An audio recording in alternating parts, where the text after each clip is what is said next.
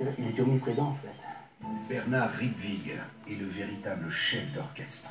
Je m'en souviens encore, quand je descendais, je voyais qu'il dessinait des plans, vous allez faire des recherches. Voilà, très activement. On a l'impression que c'est lui qui était le bon. C'est vraiment le sentiment qui me venait, il en parlait, il montait.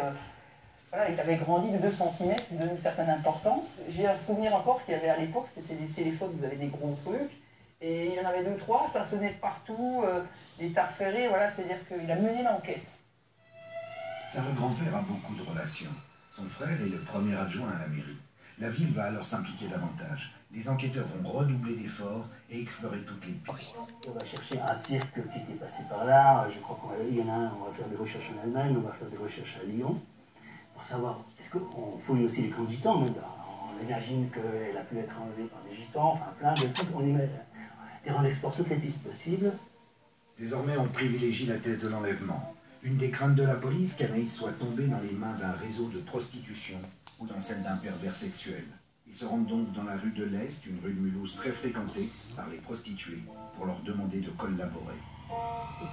Parce qu'on a aussi fait la fameuse opération avec les putes.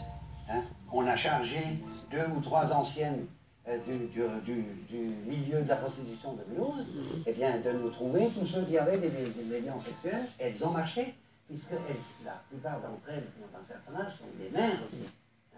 C'est qui la plus gentille? Durant de longues semaines, la famille, les amis, c'est qui la plus gentille? La ville entière a cherché. Tiens ma tététine. Tous ont cru la retrouver. Oui, tiens ma tététine. Cuisinette croque gâtée. Elle est gâtée pourrie. Où est-ce qu'elle est gâtée pourrie? Après sa disparition à Mulhouse, Mais Anaïs oui. a été retrouvée morte hier dans les Vosges, à une trentaine de kilomètres de chez elle. La distance semble accréditer la thèse de l'enlèvement. Tous les espoirs vont s'écrouler ici. Le cadavre d'Anaïs est retrouvé là, au col de Bussan, entre le département du Haut-Rhin et des Vosges, au bord de cette route nationale très fréquentée par les camions. C'est derrière ce petit muret que le corps est découvert. La petite est sur le dos, le visage vers le ciel. Des pierres, curieusement, la recouvrent en partie comme un petit mausolée. Comme si on avait voulu l'épargner, ne pas l'enterrer, ne pas l'acheter. Anaïs a été asphyxiée. Son corps présente quelques hématomes, mais aucune trace de grande violence ou d'agression sexuelle. Alors pourquoi le tueur l'a-t-il enlevé?